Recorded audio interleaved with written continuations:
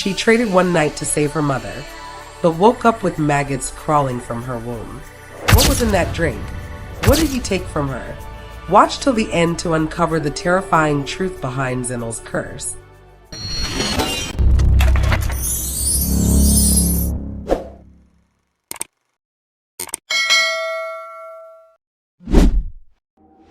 The sun was hot that day. Zinhle sat at the back of her lecture hall, fanning herself with her notebook. She hadn't eaten anything since morning. Her eyes were tired and dull from hunger. Her mind was far away from the class. She was thinking about her mother again. Mima had been coughing up blood for weeks. The hospital bill was 70,000 rands, but Zinhle only had 2,300 rands in her bank account. After class, she slowly walked back to her hostel room, dragging her feet like they were weighed down with stones. When she got to her door, her roommate Namsa was sitting on the bed, painting her nails and talking on the phone.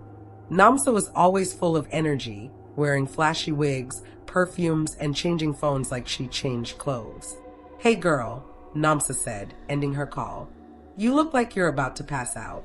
You haven't eaten, right?" Zinhle shook her head. "No money." Namsa dropped her nail polish bottle and stood up. "Zinhle, you can't keep doing this. Your mom is sick. You're starving, and you're still acting like everything's fine. Let me help you." Zinhle frowned. "How?" Namsa smiled. "I know a man. Very rich. Very clean. And he doesn't ask for nonsense. He just likes respectful girls. Spend one night with him, and you'll have enough for your mom's surgery and medicine for a whole year." Zinhle's heart raced. She had never done anything like that before, but the thought of her mother, weak and coughing in the hospital, pushed her to say, "Okay, I'll do it just once." That night, a black car drove up to their hostel around 10:30 p.m. Namsa handed Zinhle a black dress and red lipstick.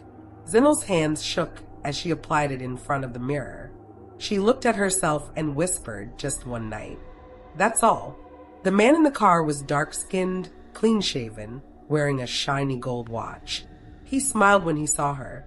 "You're even more beautiful than she said," he said with a deep voice. Zinhle just nodded, too nervous to speak. They drove to a quiet hotel on the outskirts of town. He booked a fancy room on the top floor. He opened the door, handed her a glass of juice, and said, "Just relax. I won't hurt you." Zinhle didn't drink the juice, but everything else that night, she didn't remember clearly. The next morning, she woke up alone in the room. The man was gone. On the table, he had left an envelope with 500,000 rands. Inside was a small note. "Take care of your mother. I'll reach out again if needed. M." Zinhle stared at the money, and tears started to fall. That same day, she paid the hospital bills. Her mother's treatment began. The coughing slowly stopped. For the first time in weeks, Zinhle smiled. But what she didn't know was that her womb had been sold. 1 month later, Zinhle started feeling strange. There was an itch, a foul smell, and pain in her lower stomach. She went to the clinic, but after a few antibiotics, nothing changed. 2 weeks later, she noticed something even worse. Her pants were always wet, but not from urine. It was thick, dark fluid. One day, while using the bathroom, she screamed, "Maggots! There are maggots crawling out of me." She collapsed on the floor, horrified. Zinhle woke up in a hospital bed, the bright white light above making her eyes blink rapidly. Namsa was standing beside her, looking shocked. Zinhle, Namsa said, shaking her gently. Zinhle slowly turned her head. "I saw them crawling. Maggots inside me," she whispered. The nurse nearby looked confused. "Maggots? What do you mean?" But Namsa didn't look surprised. She just turned away and bit her lip, as if hiding something. The doctors ran test after test, STD tests, ultrasound, urine tests, even pregnancy tests, but everything came back normal. Yet, Zinhle knew she wasn't fine. Later that night, while everyone was asleep, Zinhle went to the bathroom again. As she sat on the toilet, sharp pain shot through her womb like a knife. She looked down and screamed. There were maggots again, crawling, slimy and alive. She tried to flush them away with water, trembling in fear. When she looked into the mirror, she didn't recognize herself. Dark circles had formed under her eyes. She looked like someone who had been cursed. Zinhle called Namsa. "Namsa," she cried. "You said the man was clean. You said it was safe." Namsa wouldn't meet her eyes. She just whispered, "I didn't know he still does that." Zinhle stared at her, confused. "Still does what?" Namsa looked around, leaned closer, and said quietly some girls who were with him before, they went mad. Others bled until they died. "You're not the first." "What?" Zinhle gasped. "I thought he stopped. I thought he changed. He paid me extra to bring you that night. I swear I didn't know he still." Zinhle slapped her hard across the face. "You sold me out for money." Tears rolled down Namsa's face. "I'm sorry, Zinhle, but it was too late. The damage was already done." Desperate, Zinhle went to a powerful healer in a nearby village. The woman was old, wearing a white dress, sitting barefoot on a mat. Before Zinhle could speak, the healer said, "You carried darkness that night.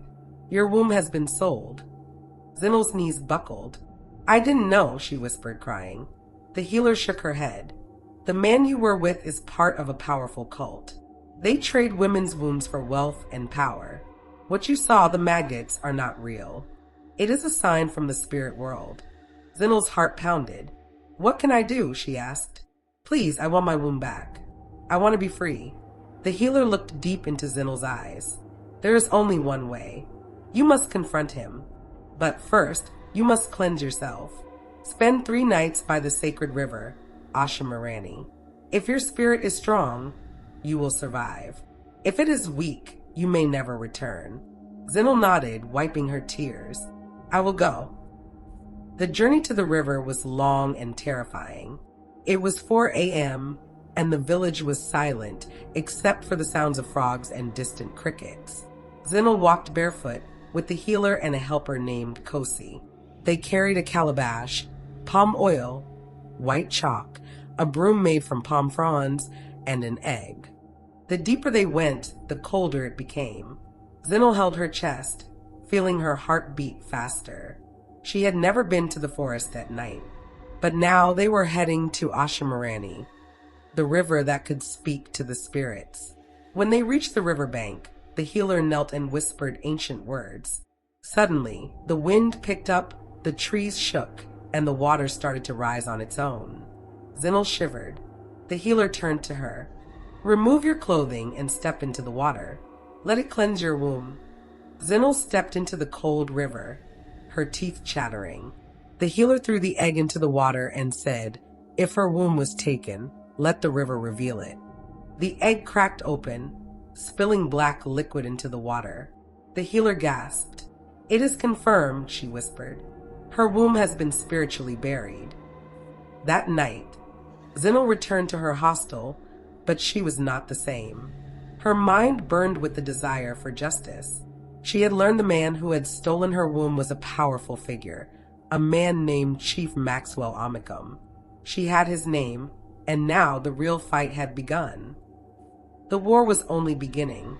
Zinhle vowed to reclaim her womb and take back everything she had lost. The battle between light and darkness had just started. Watch out for part 2. Thank you so much for watching. If you enjoyed it, don't forget to like, subscribe, and comment below.